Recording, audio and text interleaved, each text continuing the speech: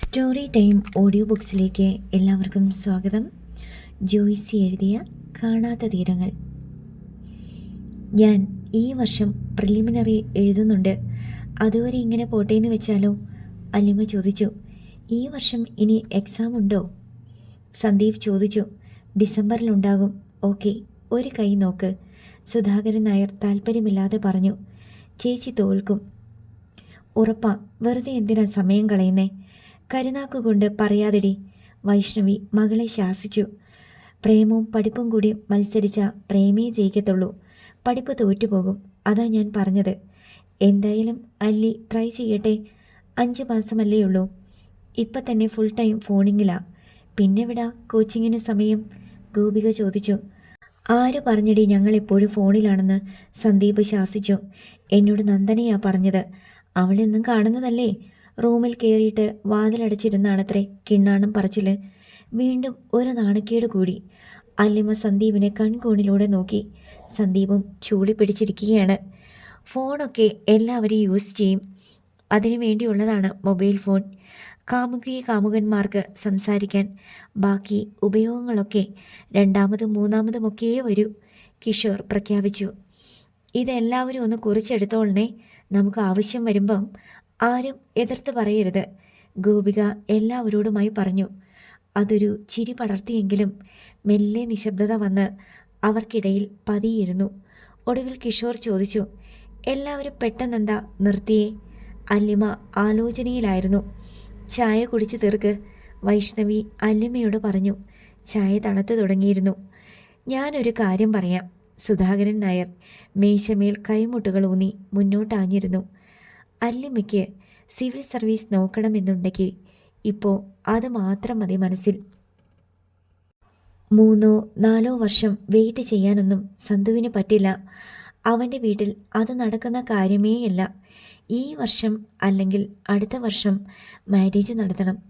അല്ലിമ ശരിക്കും civil service എഴുതാൻ ഉദ്ദേശിച്ചിരുന്നത് എപ്പോഴാ?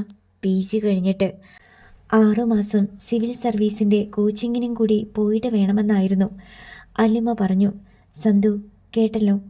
അവൾ അങ്ങനെയൊക്കെ മുമ്പേ തന്നെ പ്ലാൻ ചെയ്ത് വെച്ചിരുന്നതാണ്. അതങ്ങനെ തന്നെ പോട്ടെ. IFS ഓഫീസറോ കളക്ടറോ IPSകാരിയോ ആയിട്ട് വരാൻ സാധ്യതയുള്ള ഒരു പെൺകുട്ടിയെ പ്രേമത്തിൽ കുരുക്കി അവളുടെ കരിയർ സ്പോയിൽ ചെയ്യരുതെന്ന എൻ്റെ അഭിപ്രായം. അല്ലിമ സന്തുവിനു വേണ്ടി ഫ്യൂച്ചർ പ്ലാൻ വേണ്ടെന്ന് വെക്കുകയും ചെയ്യരുത്. പിന്നീട് നഷ്ടബോധം തോന്നും. പ്രേമം കല്യാണം കഴിക്കുന്നതോടെ തീരും. പിന്നെ നിങ്ങൾ കേവല ഭാര്യ ഭർത്താക്കന്മാർ മാത്രമാ. സുധാകരൻ നായർ തുറന്നു പറഞ്ഞു. സന്ദീപിൻ്റെ മുഖത്ത് ആശങ്ക നിറഞ്ഞു. അവൻ കൂടെ കൂടെ അല്ലിമയെ നോക്കി. അവളുടെ മറുപടിയെ ആശ്രയിച്ചാണ് തൻ്റെ ജീവിതത്തിൻ്റെ അടുത്ത ചുവട് ആരംഭിക്കുന്നതെന്ന് അവൻ വിചാരിച്ചു. ഒന്നുപേക്ഷിച്ചാലേ വേറൊന്ന് കിട്ടൂ എന്ന ന്യായം കുറച്ച് കഠിനമാ. അലിമ പറഞ്ഞു. ഞാൻ ഇത്രയും പ്രാക്ടിക്കലായിട്ട് ചിന്തിച്ചിരുന്നില്ല. വേറെ തടസ്സമൊന്നും ഇല്ലെന്നാ കരുതിയത്. ഇതൊരു തടസ്സമല്ലേ? അല്ലിമയ്ക്ക് എന്ത് തോന്നുന്നു? സുധാകരൻ നായർ ചോദിച്ചു. ഉടനെ മാരേജ് വേണ്ടി വരുമെന്ന് ഞാൻ വിചാരിച്ചില്ല. 2-3 വർഷം കൂടി കഴിയട്ടെ എന്നായിരുന്നു. 3 അല്ല 4 വർഷം വേണ്ടി വന്നേക്കും. അത്രയും കാലം സന്ദീപ് വെയിറ്റ് ചെയ്തെന്നിരിക്കട്ടെ. അപ്പോൾ അല്ലിമ ഒരുപക്ഷെ IPS ഓഫീസറായിരിക്കും. അല്ലെങ്കിൽ എവിടെയെങ്കിലും സബ് കളക്ടറായിരിക്കും. കേരള കേഡറിൽ തന്നെ കിട്ടണമെന്നില്ലല്ലോ. ഇല്ലെങ്കിലേ അതിനൊന്നും ഞാൻ കാത്തു നിൽക്കില്ല. എൻ്റെ അച്ഛനും അമ്മയും സമ്മതിക്കില്ല. സന്ദീപ് അർത്ഥശങ്കയ്ക്കിടയില്ലാത്തവണ്ണം വ്യക്തമായി പറഞ്ഞു. അല്ലിമയുടെ മുഖത്ത് പരിഭ്രമമായി. അങ്ങനെയാണെങ്കിൽ ജസ്റ്റ് ഫ്രണ്ട്ഷിപ്പ് മാത്രം കണ്ടിന്യൂ ചെയ്താൽ മതി. വേറെ പ്രോമിസസ് ഒന്നുമില്ലാതിരിക്കുന്നതാണ് നല്ലത്. നിങ്ങൾ വിഷമിക്കാൻ വേണ്ടി പറയുന്നതല്ല, വിഷമിക്കാതിരിക്കാൻ വേണ്ടിയാ. 2 പേരും നല്ല പോലെ ആത്മപരിശോധന നടത്തിയ ശേഷം മാത്രം ഫർദർ സ്റ്റെപ്സ് എടുത്താൽ മതി. സുധാകരൻ നായർ പറഞ്ഞു നിർത്തി. രംഗത്തിനൊരു മുറുക്കമായി. നല്ല മൂടായിരുന്നു. അച്ഛനെല്ലാം നശിപ്പിച്ചു. ഗോപിക ആവലാതിപ്പെട്ടു. ഞാൻ പറയാനുള്ളത് പറഞ്ഞു. കളിതമാശ വേറെ, ജീവിതം വേറെ. സുധാകരൻ നായർ എഴുന്നേറ്റ് പോയി. അമ്മയോട് പെട്ടെന്ന് വരാമെന്ന് പറഞ്ഞിട്ട് പോന്നതാ. ഞാനും പോട്ടെ. അല്ലിമ എഴുന്നേറ്റു. അല്ലി ഇവിടെ ഇരിക്കെ, വൈഷ്ണവി നിർബന്ധിച്ചു. ഇല്ല, ഞാൻ പോയിട്ട് പിന്നെ വരാം. അവൾ മറുപടിക്ക് നിൽക്കാതെ തിരിഞ്ഞു നടന്നു. നല്ല കോമഡി പടം കണ്ടുകൊണ്ടിരുന്നപ്പോൾ പെട്ടെന്ന് ആറ്റം ബോംബ് പൊട്ടുന്ന വാർ ഫിലിം വന്ന് കയറിയ പോലെ ആയി. ഗോപിക കമൻറ്റ് പറഞ്ഞു.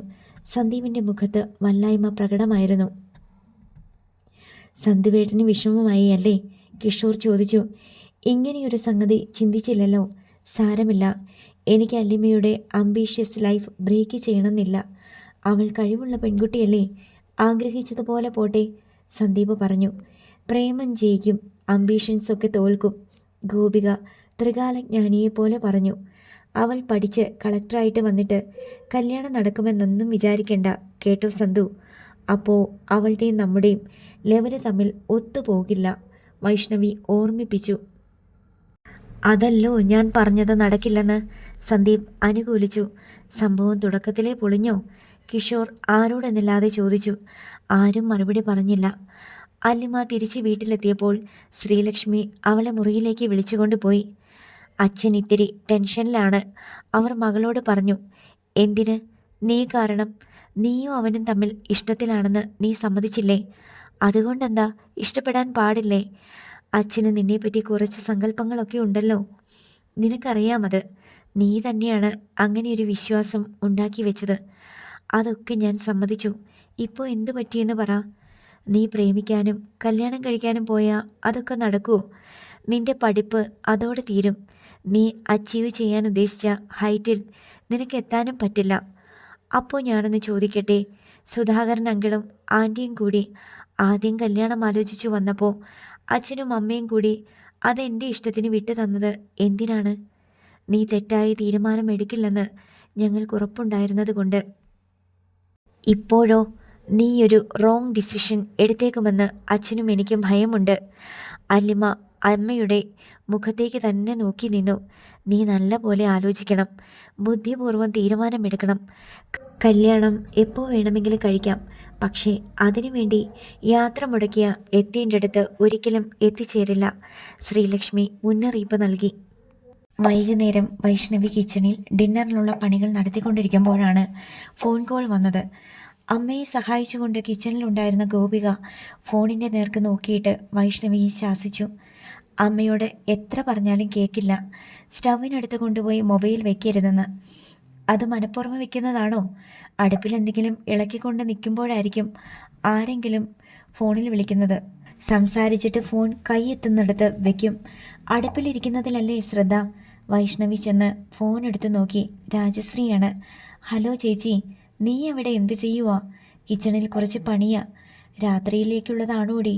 ആ അതെ, ഒരുത്തൻ ഇവിടെ നിന്ന് അങ്ങോട്ട് പോന്നിട്ടുണ്ടായിരുന്നു രാവിലെ.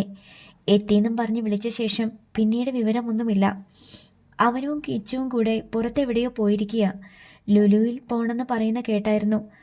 അവനെന്തോ ദുരുദ്ദേശവുമായിട്ട് അങ്ങോട്ട് വന്നിരിക്കുന്നേ. ഒന്ന് വാച്ച് ചെയ്തേക്കണേ. ദുരുദ്ദേശം എന്താ? അടുത്ത വില്ലയിലെ താമസക്കാരി ഒരു പെണ്ണില്ലേ, അല്ലിമ. ഇപ്പോൾ അവനും അവളും തമ്മിൽ ഒരു ധാരണയിലായിന്നാ തോന്നണേ. അവളെ കാണാൻ വേണ്ടിയല്ലേ അങ്ങോട്ട് വന്നേക്കണത്. ആ ദുരുദ്ദേശവും നടന്നു, വൈഷ്ണവി ചിരിയോടെ പറഞ്ഞു. സന്തു വന്നയുടനെ അല്ലി ഇവിടെ വന്നിട്ടുണ്ടായിരുന്നു. വീട്ടുകാരുടെ സപ്പോർട്ടും കൂടി കിട്ടുമ്പോൾ അവർക്ക് സിനിമയിലെ മാതിരി പാട്ടുപാടി നടക്കാലോ, രാജശ്രീ തമാശ മട്ടിൽ പറഞ്ഞു. പക്ഷേ അങ്ങനെ ഈസി ആയിട്ട് പോണ ലക്ഷണം കാണുന്നില്ല ചേച്ചി. കുറച്ച് വിഷമത്തിലാണ് രണ്ടുപേരും. അതെന്തു പറ്റി? വൈഷ്ണവി രാജശ്രീയോട് കാര്യങ്ങൾ വിശദമായി പറഞ്ഞു. അത് നടക്കില്ലാട്ടോ, രാജശ്രീ കണിശമായി പറഞ്ഞു. എങ്ങനെ നോക്കിയാലും 3 കൊല്ലം കൂടി കഴിയും കല്യാണം നടത്തണമെങ്കിൽ. No chance. അതിവിടെ ഞങ്ങളും പറഞ്ഞു. പെണ്ണ് കളക്ടറായിട്ട് വരുമ്പം അവനെ വേണ്ടെന്ന് പറഞ്ഞാൽ എല്ലാം തീർന്നില്ലേ? വൈഷ്ണവിയും അതിനോട് അനുകൂലിച്ചു. വേണ്ടെന്ന് പറയും, ഉറപ്പല്ലേ? എത്ര വലിയ പ്രോമിസ് ചെയ്തിട്ട് പോയാലും ശരി, മാറ്റം വരും. IASൻ്റെ പഠിപ്പും ട്രെയിനിങ്ങും ഒക്കെ വേറൊരു ലെവലാണ്. ഇവിടുന്ന് പ്രിലിമിനറി എഴുതി പോകുന്ന ആളല്ല പ്രവേശം കഴിഞ്ഞ് തിരിച്ചു വരുന്നത്. വെറുതെ എൻ്റെ മോൻ കാത്തിരുന്ന സമയം കളഞ്ഞിട്ട് ഒരു കാര്യവുമില്ല. ജയേട്ടൻ സമ്മതിക്കുകയുമില്ല. ഞാനും സുധേട്ടനും സന്തുവിനോട് പറഞ്ഞു. കല്യാണം വരെ ഉറപ്പിച്ചു വെച്ചിട്ട് പെണ്ണോ ചെക്കനോ പഠിപ്പ് കഴിഞ്ഞ് ജോലി കിട്ടി വരുമ്പോൾ അതെല്ലാം മറന്ന് വേറെ കല്യാണം കഴിച്ച എത്രയോ സംഭവങ്ങളുണ്ട്.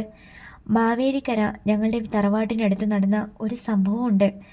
പൈസയുള്ള ചെക്കന, പെണ്ണ് പൈസ ഇല്ലാത്തടത്തെ. അവൾക്ക് BSc നഴ്സിംഗ് പഠിക്കണം. അവൻ പൈസ മുടക്കി അവളെ പഠിക്കാൻ അയച്ചു. അവന് മാവേലിക്കരെ ഇലക്ട്രോണിക്സിൻ്റെ ഷോപ്പാ. അവൾ പഠിച്ച് പാസ്സായി തിരിച്ചു വന്ന് വേറൊരുത്തനെയും കെട്ടി അയർലൻഡിന് പോയി. വൈഷ്ണവി വിശദീകരിച്ചു. അവളെ കുറ്റം പറഞ്ഞിട്ട് ഒരു കാര്യവുമില്ല. കാരണം പഠിക്കാനും ജോലി കിട്ടാനുമൊക്കെ വർഷങ്ങളെടുക്കുമല്ലോ. പെണ്ണ് സുന്ദരിയാണെങ്കിൽ അതിനിടയ്ക്ക് കൊള്ളാവുന്ന ഏതെങ്കിലും ഒരുത്തൻ വന്ന് പറ്റിക്കൂടും. ആദ്യമൊക്കെ എൻഗേജ്ഡ് ആണെന്ന് പറഞ്ഞൊഴിഞ്ഞാലും ചില ആൺപിള്ളേർ കൊണ്ടേ പോകൂ. സിനിമയിലൊക്കെയാണെങ്കിൽ ആണും പെണ്ണും എത്ര വർഷം വേണമെങ്കിലും കാത്തിരിക്കും. പഠിക്കാൻ പോകുമ്പോൾ ഒരു പാട്ട് സീൻ തുടങ്ങി വെച്ചാൽ ആ പാട്ട് തീരുമ്പോഴേക്കും അവൾ പഠിച്ചു കഴിഞ്ഞ് തിരിച്ചു വന്ന് ജോലിയിൽ കയറും. എല്ലാം കൂടി 4 മിനിറ്റ്. പിന്നെ കല്യാണം നടത്തിയാൽ മതി. ജീവിതത്തിൽ അത് വല്ലതും നടക്കുമോ? ശരിയേ ചേച്ചി, വൈഷ്ണവി ചിരിച്ചു.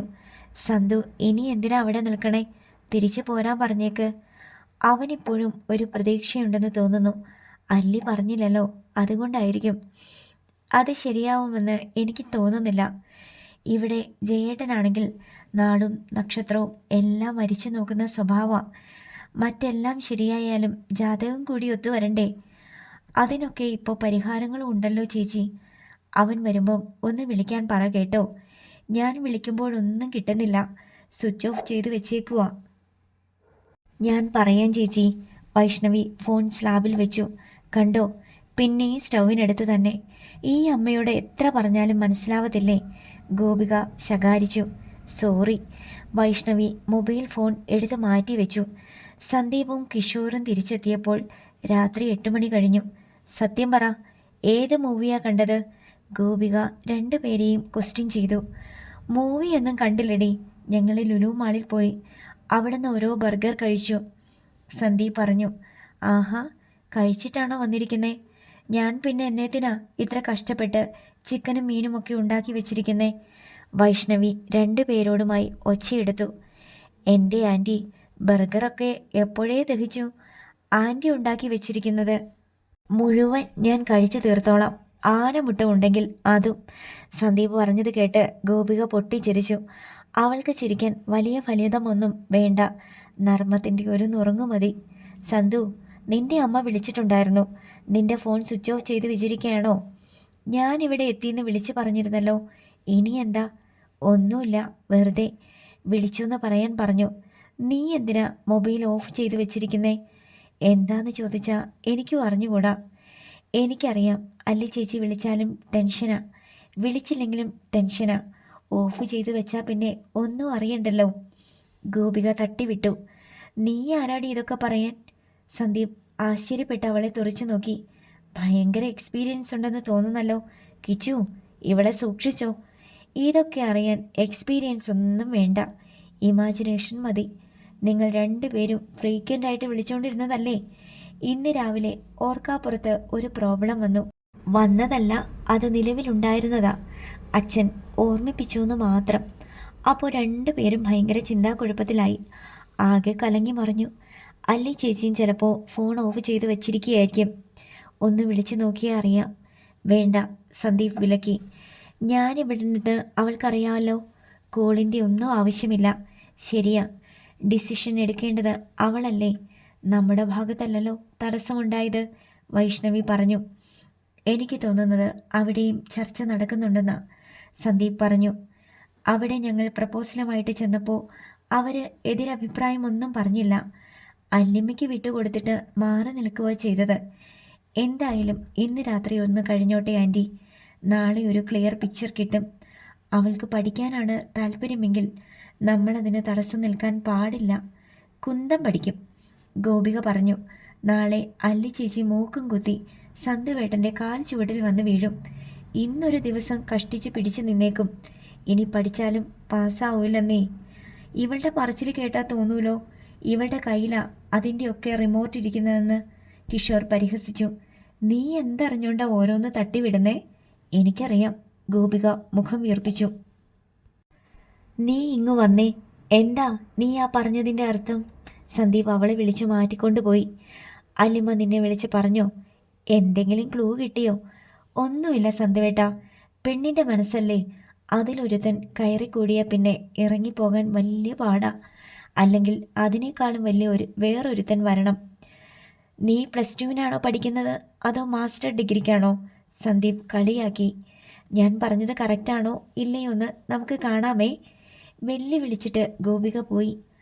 5-ാം നമ്പർ റോഡിൻ്റെ മറുവശത്തുള്ള വില്ലയിലും ചർച്ച ചെയ്തുകൊണ്ടിരുന്നത് ഇതേ വിഷയം തന്നെയായിരുന്നു. രാത്രി ഭക്ഷണം കഴിഞ്ഞ് രാജഗോപാൽ അല്ലിമയെ വിളിച്ച് പിൻഭാഗത്തെ ബാൽക്കണിയിലേക്ക് കൊണ്ടുപോയി. അവിടെ നിന്ന് നോക്കിയാൽ വിശാലമായ ചതുപ്പ് നിലം മാത്രമേ കാണാനുള്ളൂ. ആ ഒരു നിര വില്ലകളുടെ പിൻഭാഗത്തെ മതിൽക്കെട്ടിനപ്പുറത്തു കൂടിയാണ് കടമ്പ്രയാർ ഒഴുകുന്നത്. നീ വലിയ മനപ്രയാസത്തിലാണല്ലോ. എന്തു പറ്റി? ഭക്ഷണം കഴിക്കാനിരുന്നപ്പോഴും ഞാൻ ശ്രദ്ധിച്ചു. ഒരു കാര്യത്തിലും കോൺസെൻട്രേഷൻ ഇല്ലാത്ത പോലെയാണല്ലോ നിന്റെ നടപ്പും ഇരിപ്പും പെരുമാറ്റവും സംസാരവും എല്ലാം. അങ്ങനൊന്നുമില്ലച്ചാ. ഇല്ലെന്ന് പറഞ്ഞാൽ മതിയോ? ഞങ്ങൾക്കത് തോന്നണ്ടേ? ചെവി ഉള്ളതുകൊണ്ട് നീ കേൾക്കുന്നു. എന്താ കേൾക്കുന്നതെന്ന് നിനക്ക് അറിഞ്ഞുകൂടാ. വായും വയറും ഉള്ളതുകൊണ്ട് തിന്നുന്നു. എന്താണെന്നും അറിഞ്ഞുകൂടാ. വല്ലതും ചോദിക്കുമ്പോൾ മറുപടി പറയുന്നു. പറയുന്ന വാക്കിന് വല്ല അർത്ഥമുണ്ടോ അതും അറിയില്ല. അല്ലിമയ്ക്ക് കരയണമെന്ന് തോന്നുന്നുണ്ടായിരുന്നു. അച്ഛൻ പറഞ്ഞതെല്ലാം ശരിയാണ്. ദിനചര്യകൾക്ക് ഇന്ന് രാവിലെ വരെ ഉണ്ടായിരുന്ന താളം പോയി. ഇത്ര പെട്ടെന്ന് നിന്റെ മനസ്സ് മാറുമെന്ന് ഞാനോ നിന്റെ അമ്മയോ വിചാരിച്ചില്ല. നിന്റെ കാര്യത്തിൽ ഞങ്ങൾക്കൊരു വിശ്വാസമുണ്ടായിരുന്നു. നീ നല്ല മനസ്സുറപ്പുള്ളവളാണെന്ന്. നിന്റെ സ്വഭാവത്തിലും പ്രകൃതത്തിലും സംസാരത്തിലുമൊക്കെ ആ കോൺഫിഡൻസ് കാണാമായിരുന്നു. എന്തു പറ്റി മോളെ നിനക്ക്? ഞാൻ എന്തെങ്കിലും തെറ്റ് ചെയ്തെന്ന് അച്ഛന് തോന്നുന്നുണ്ടോ? അല്ലിമ സങ്കടത്തോടെ ചോദിച്ചു. നിന്റെ ഒരു ഇഷ്ടത്തിലും ഞങ്ങൾ എതിര് നിന്നിട്ടില്ല, ഇനി നിൽക്കുകയുമില്ല. ഞങ്ങൾ അങ്ങനെയാണ് നിങ്ങളെ വളർത്തിക്കൊണ്ടു വന്നത്. അതിൻ്റെ അർത്ഥം എല്ലാ ഇഷ്ടങ്ങളും ഞങ്ങൾ നിറവേറ്റി തരുമെന്നാണോ? അല്ല. ഏത് അതിര് വരെ പോകാമെന്ന് നിങ്ങളെ ബോധ്യപ്പെടുത്തി തന്നിട്ടുണ്ടെന്നാണ് അല്ലേ? അതെ. ഞാനിപ്പോഴും ആ ബൗണ്ടറി വിട്ട് പോയിട്ടില്ലല്ലോ അച്ഛാ. നോക്കുമോളെ, അന്ന് ആ വീട്ടുകാർ ഒരു കല്യാണാലോചനയുമായി വന്നപ്പോൾ നിന്റെ തീരുമാനത്തിന് വിട്ടു തന്നത് എനിക്ക് മനസ്സിലായി അച്ഛാ. ഞാനത് വേണ്ടെന്നല്ലേ അന്ന് പറഞ്ഞത്? അച്ഛനറിയായിരുന്നു ഞാൻ അങ്ങനെയേ ചെയ്യുള്ളൂന്ന്. അതിൻ്റെ അർത്ഥം എന്താ? ഞങ്ങൾക്ക് നിന്നിലുള്ള വിശ്വാസമാ. ഇപ്പോൾ എങ്ങനെയൊക്കെയോ കറങ്ങി തിരിഞ്ഞ് അതേ ചെറുപ്പക്കാരൻ നിന്റെ മുന്നിൽ വന്നിരിക്കുക. ഞങ്ങൾക്ക് നിന്നെപ്പറ്റിയുള്ള വിശ്വാസത്തിന് മാറ്റം വന്നിട്ടില്ല. നിനക്ക് മാറ്റം വന്നിട്ടുണ്ടെങ്കിൽ പറയണം. അല്ലിമ ചുമരിലേക്ക് തല താഴ്ത്തി ചിന്താധീനയായി നിന്നു. നിന്റെ മനസ്സ് മാറിയോ? ഞാൻ എന്തെങ്കിലും തെറ്റ് ചെയ്തെന്ന് എനിക്ക് തോന്നുന്നില്ല. നീ തെറ്റ് ചെയ്തെന്ന് ആര് പറഞ്ഞു? ഞങ്ങൾക്ക് നിന്നെപ്പറ്റി ഒരു പ്രതീക്ഷയുണ്ടായിരുന്നു. നിന്റെ കരിയർ എങ്ങനെ കരുപ്പിടിപ്പിക്കണമെന്ന് നിനക്ക് വ്യക്തമായ പ്ലാനിങ്ങും ഡിസിപ്ലിനും ഹാർഡ് വർക്കും എല്ലാം ഉണ്ടായിരുന്നു. നീ എവിടെ എത്താനാണോ ഉദ്ദേശിച്ചത് അവിടെ തന്നെ എത്തും എന്ന കാര്യത്തിൽ ആർക്കും ഒരു സംശയവുമില്ലായിരുന്നു. മുൻപോട്ട് തന്നെയാണ് നീ പോയിക്കൊണ്ടിരുന്നത്. ഇപ്പോൾ ഒരു ചുവട് മാറിയതുപോലെ തോന്നി. രാജഗോപാൽ അല്ലിമയുടെ മുഖത്തേക്ക് തന്നെ നോക്കിക്കൊണ്ടിരുന്നു. ഞാൻ ഇവിടെ തന്നെ എത്തുവച്ചാ എന്ന് അവൾ പറയുമെന്ന് അയാൾ പ്രതീക്ഷിച്ചു. അതുണ്ടായില്ല. നീ ആകെ കൺഫ്യൂഷനിലാണ്, അതെനിക്ക് മനസ്സിലായി. ഞാൻ ആ തീരുമാനത്തിൽ നിന്ന് മാറിയിട്ടൊന്നുമില്ല. അതെല്ലാം അങ്ങനെ തന്നെ നടക്കണമെന്ന ആഗ്രഹം. പക്ഷേ നിന്റെ ശബ്ദത്തിന് ബലം പോരാ. നീ ഉദ്ദേശിച്ച കാര്യത്തിന് മുന്നിൽ ഒരു തടസ്സം വന്നു കഴിഞ്ഞു. ആ പയ്യനുമായിട്ടുള്ള അടുപ്പം അതൊരു തടസ്സമൊന്നുമല്ലച്ചാ. ഞങ്ങളത് ഡിസ്കസ് ചെയ്തില്ല. സംസാരിച്ച അതിനൊരു പരിഹാരം ഉണ്ടാവുമെന്ന് എനിക്ക് തോന്നണേ. അല്ലിമ പറഞ്ഞു. 2 പരിഹാര മാർഗങ്ങളേ ഉള്ളൂ. ഒന്ന്, നിന്റെ പഠിപ്പും ജോലിയും നീ ആഗ്രഹിച്ച പോലെ തന്നെ നടക്കട്ടെ. അത് കഴിഞ്ഞിട്ട് മാരേജ്. 2, മാരേജ് നടത്തിയിട്ട് പഠിപ്പ് തുടരുക. ശരിയല്ലേ എന്ന മട്ടിൽ രാജഗോപാൽ അല്ലിമയെ നോക്കി. അങ്ങനെ വേണമെങ്കിൽ ചെയ്യാവുന്നതല്ലേ ഉള്ളൂ അച്ഛാ. 2 നടക്കില്ല. കരിയറിനാണ് നീ പ്രാധാന്യം കൊടുക്കുന്നതെങ്കിൽ 4 വർഷം കഴിയുമ്പോൾ നീ ഇപ്പോഴത്തെ അല്ലിമ ആയിരിക്കില്ല. നിന്റെ പേഴ്സണാലിറ്റി തന്നെ കംപ്ലീറ്റ് ചേഞ്ച് ആകും. ആ പയ്യൻ നിനക്ക് ഇണങ്ങാതെ വരും. നീ തന്നെ വേണ്ടെന്ന് വെക്കും. കല്യാണം കഴിഞ്ഞിട്ടാണ് നീ പഠിപ്പ് തുടരുന്നതെങ്കിൽ നീ തോറ്റുപോകും. ബാങ്ക് ടെസ്റ്റോ PSC പരീക്ഷയോ എഴുതി എവിടെങ്കിലും ഒരു ജോലിയിൽ കയറി ഒരു സാധാരണ ഉദ്യോഗസ്ഥയെ പോലെ തന്നെ ജീവിക്കും. ഉയരങ്ങളിലെത്താൻ വേണ്ടി നീ ഇതുവരെ എടുത്ത എഫോർട്ടുണ്ടല്ലോ, അത് പാഴായി പോകും. ഞാനിതുവരെ തീരുമാനമൊന്നും എടുത്തിട്ടില്ല അച്ഛാ. അതാണ് കുഴപ്പം. വേരുറച്ച തീരുമാനമെടുക്കണം. ആ പയ്യനുമായിട്ടുള്ളത് വെറും ഒരു ഇൻഫാക്ച്വേഷൻ മാത്രമാണെന്ന് കരുതിയാൽ തീരുന്ന പ്രശ്നമേ ഉള്ളൂ. 4-5 വർഷം നീണ്ട ലവ് അഫെയർസ് ഒടുക്കം തെറ്റിപ്പിരിഞ്ഞു പോകുന്നില്ലേ? ഇതൊരു ലവ് അഫെയർ ഒന്നും ആയിട്ടില്ല. ഇന്നലെ കണ്ട ചെറുപ്പക്കാരനോട് ഒരിഷ്ടം തോന്നി. അതിൻ്റെ പുറകിൽ കുറച്ച് സിമ്പതിയും ഗ്രാറ്റിറ്റ്യൂഡും ഒക്കെ ഉണ്ടെന്ന് ചിന്തിച്ചാൽ സ്വയം മനസ്സിലാക്കാവുന്നതേയുള്ളൂ. അങ്ങനെയല്ല അച്ഛാ. ആദ്യം വന്നപ്പോൾ ഞാൻ റിജക്റ്റ് ചെയ്തതല്ലേ, പിന്നെയും എൻ്റെ മുന്നിൽ തന്നെ വന്നു. ഒട്ടും പ്രതീക്ഷിക്കാതെ എൻ്റെ അടുത്ത് ഡീസൻ്റായിട്ടാണ് ബിഹേവ് ചെയ്തത്. എൻ്റെ സെൻറ്റിമെൻറ്റ്സ് കിട്ടാൻ വേണ്ടി ഒരു വാക്ക് പോലും പറഞ്ഞില്ല. ഒരു പ്രഷറും ഇല്ലായിരുന്നു.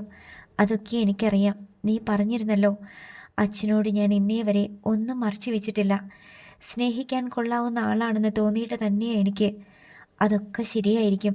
പക്ഷേ നീ തന്നെ പറഞ്ഞിട്ടില്ലേ, കല്യാണമല്ല ഒരു പെണ്ണിൻ്റെ ജീവിതത്തിലെ ഏറ്റവും പ്രാധാന്യമുള്ള സംഗതിയെന്ന്. കല്യാണം കഴിക്കുന്നതോടെ തീരാനുള്ളതല്ല പെണ്ണിൻ്റെ എക്സ്ട്രാ കരിക്കുലർ ആക്ടിവിറ്റീസ് എന്ന്. എവറസ്റ്റ് കീഴടക്കാൻ യാത്ര തിരിക്കുന്നവൻ ബേസ് ക്യാമ്പിൽ വെച്ച് യാത്ര അവസാനിപ്പിക്കുന്നത് പോലെയാണ് സ്ത്രീകൾ അവരുടെ കഴിവുകളെല്ലാം ഉപേക്ഷിച്ച് ഭാര്യയും അമ്മയുമായി മാറുന്നതെന്ന് നീ കോളേജ് മാഗസിനിൽ എഴുതിയിരുന്നു. അച്ഛൻ അതെല്ലാം ഓർത്തിരിക്കുമല്ലേ? നിന്റെ വളർച്ചയുടെ ഓരോ പടിയും കണ്ട് അഭിമാനിക്കുന്നയാളല്ലേ ഞാൻ. രാജഗോപാൽ പുഞ്ചിരിയോടെ പറഞ്ഞു. ഞാനിപ്പോൾ എന്താ ചെയ്യേണ്ടതെന്നാ ആലോചിക്കുന്നേ. അല്ലിമ മാറത്ത് കൈ കെട്ടി അങ്ങിങ്ങ് ചുറ്റിത്തിരിഞ്ഞിട്ട് ഒരു കൈ ഉയർത്തി നഖം കടിക്കാൻ തുടങ്ങി. നിനക്ക് പഠിക്കാനാണ് താല്പര്യമെങ്കിൽ അതിന് വേണ്ടുന്നതെല്ലാം ഞങ്ങൾ ചെയ്തു തരും. അതല്ല കല്യാണമാണ് വേണ്ടതെങ്കിൽ അത് കേമമായിട്ട് നടത്തി തരും. ഫൈനൽ ഡിസിഷൻ നിൻ്റെയാണ്. നീ നല്ല പോലെ ആലോചിക്ക്, സമയമുണ്ടല്ലോ. രാജഗോപാൽ സംഭാഷണം നിർത്തി. മുറിയിലെത്തി വാതിലടച്ച ശേഷം അല്ലിമ ഫോൺ എടുത്ത് സന്ദീപിനെ വിളിക്കാൻ ശ്രമിച്ചു. അപ്പോഴും ഫോൺ സ്വിച്ച്ഡ് ഓഫ് ആയിരുന്നു. എന്തിനാണ് ഫോൺ ഓഫ് ചെയ്ത് വെച്ചിരിക്കുന്നത്? തന്നെ ഒഴിവാക്കാൻ ശ്രമിക്കുകയാണോ? അതോ വീണ്ടും തിരസ്കരിക്കപ്പെടുമെന്ന ഭീതി കൊണ്ടോ? ഒരു കണക്കിൽ നന്നായെന്ന് അല്ലിമയ്ക്കും തോന്നി. ആലോചിക്കാൻ ഒരു രാത്രി മുഴുവനുമുണ്ട്. എന്താലോചിക്കാൻ? ഇനിയാണോ ആലോചിക്കേണ്ടത്? താൻ തനിച്ചാണോ തീരുമാനമെടുക്കേണ്ടത്? രണ്ടുപേരും ചേർന്ന് ചർച്ച ചെയ്യണ്ടേ? 3 വർഷമെങ്കിലും സന്ദീപ് തനിക്കായി കാത്തിരിക്കുമെങ്കിൽ മാത്രം നമുക്കൊന്നിച്ച് മുന്നോട്ട് പോകാം എന്നാണോ താൻ പറയേണ്ടത്? അല്ലിമയ്ക്ക് സിവിൽ സർവീസ് ചെയ്യാൻ താല്പര്യമുണ്ടെങ്കിൽ നമുക്ക് ഇവിടെ വെച്ച് പിരിയാം എന്നാണോ സന്ദീപ് പറയേണ്ടത്? മറ്റുള്ളവരുടെ കാഴ്ചപ്പാടിൽ തങ്ങളുടെ സ്നേഹം പൊട്ടിമുളച്ച് ഇലകളും പൂക്കളും വിരിഞ്ഞ് സൗരഭ്യം ചൊരിഞ്ഞു തുടങ്ങുന്നതേയുള്ളൂ. വേണമെങ്കിൽ പറിച്ചു നടാം, ക്രാഫ്റ്റ് ചെയ്യാം. ഒരു വൃക്ഷം മുറിച്ചു വീഴ്ത്തുന്നതിൻ്റെ വേദനയില്ല എന്നൊക്കെയായിരിക്കും. പക്ഷേ ഈ കഴിഞ്ഞുപോയ ദിവസങ്ങളിൽ താൻ അനുഭവിച്ച ആനന്ദവും അനുഭൂതികളും എത്രയധികമായിരുന്നുവെന്ന് പ്രപഞ്ച ദൂരങ്ങളും ആഴങ്ങളും അളക്കുന്ന അളവുകോൽ കൊണ്ട് അളന്നാലും തിട്ടപ്പെടുത്താൻ പറ്റില്ല. അതൊന്നും ആർക്കും വിവരിച്ചു കൊടുക്കാൻ വയ്യ. ആ ശബ്ദം ഫോണിലൂടെ ശ്രവണേന്ദ്രിയത്തിലേക്ക് ഒഴുകിയെത്തുമ്പോൾ ശരീരത്തിലും മനസ്സിലും സകലം പടരുന്ന വെളിച്ചവും ഊർജവും ഉണർവും വർണ്ണനാതീതമാണ്. അതിനു വേണ്ടിയല്ലെങ്കിൽ പിന്നെ എന്തിനാണ് പ്രണയം? കഴുത്തിൽ ഒരു താലി കെട്ടി മണിയറിയിൽ വെച്ച് ഇണചേർന്ന് അടുത്ത സന്തതി പരമ്പരയെ ഉൽപ്പാദിപ്പിക്കാൻ വേണ്ടിയാണോ? അങ്ങനെ ചെയ്യാൻ കോടിക്കണക്കിന് ആളുകൾ വേറെയുണ്ട് ഭൂമിയിൽ. അല്ലിമ ചിന്തയെ അവിടെ നിർത്തി. ഉറക്കം വരാൻ വേണ്ടി കണ്ണടച്ച് കാത്തു കിടന്നു. സന്ദീപ് ഉറങ്ങിയിട്ടുണ്ടാവില്ലെന്ന് അവൾക്ക് തീർച്ചയുണ്ടായിരുന്നു. ഒരു തവണ തിരസ്കരിക്കപ്പെട്ടതാണ്. ഇപ്പോൾ വീണ്ടും അതിൻ്റെ വക്കിലെത്തി നിൽക്കുന്നു. ആർക്കുറങ്ങാൻ കഴിയും? തൻ്റെ തീരുമാനമെന്ന വാൾമുനയാണ് നെഞ്ചിനു മീതെ തൂങ്ങി നിൽക്കുന്നത്. സ്വഭാവം കൊണ്ടും പെരുമാറ്റം കൊണ്ടും സൗന്ദര്യം കൊണ്ടുമെല്ലാം ഇഷ്ടപ്പെട്ട പുരുഷനെ കിട്ടാനുള്ള ഭാഗ്യം ഒരു പക്ഷേ ജീവിതത്തിൽ ഒരിക്കലേ ഉണ്ടാകൂ.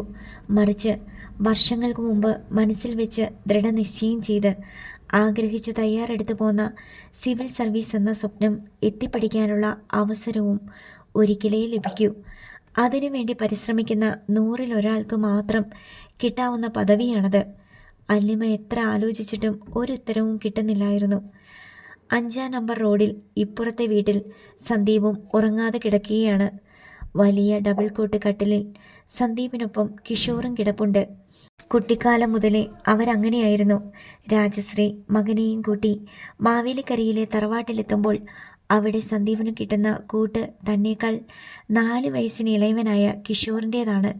കിഷോർ എല്ലായ്പ്പോഴും അവനെ പറ്റിക്കൂടി നിന്നു. സന്ദീപ് വായിച്ച പുസ്തകങ്ങളിലെ കഥകൾ കേട്ട് ഒപ്പം കിടന്നുറങ്ങി. രാത്രികാലങ്ങളിൽ ഇടിമിന്നലുകളുടെയും മേഘഗർജനങ്ങളുടെയും അകമ്പടിയോടെ മഴ പെയ്യുമ്പോൾ സന്ദീപിനെ കെട്ടിപ്പിടിച്ച് ഭയമകറ്റി സന്ദീപ് അവനെ തൻ്റെ കൊച്ചനുജനായി കൂട്ടിക്കൊണ്ടു നടന്നു.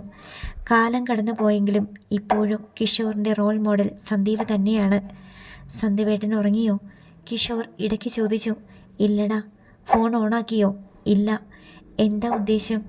ഒരു ഉദ്ദേശവുമില്ല. അല്ലിമ പഠിപ്പിനാണ് മുൻഗണന കൊടുക്കുന്നതെങ്കിൽ എന്തു ചെയ്യും? പഠിക്കട്ടെ, കഴിയുന്നിടത്തോളം ഉയരത്തിലെത്തട്ടെ. എൻ്റെ സന്തുവേട്ട, ഇതൊരു ടേണിംഗ് പോയിൻ്റാണ്. ഇപ്പോഴാണെങ്കിൽ കുറച്ച് സെൻറ്റി അടിച്ചാൽ മതി, പെണ്ണിങ് പോരും. അവളെ സെൻറ്റിമെൻ്റലാക്കാനുള്ള കുറച്ച് ഡയലോഗ് മതി. എടാ, നമ്മൾ അവളുടെ കഴിവുകളെ തടഞ്ഞു നിർത്താൻ പാടില്ല. കഴിവുള്ള കുട്ടിയാണെങ്കിൽ IAS എടുത്ത് രക്ഷപ്പെട്ടു പോട്ടെ. പക്ഷേ സന്ധ്യവേട്ടൻ അവളെ നഷ്ടപ്പെടും. അത് സങ്കടമുള്ള കാര്യമാണ്.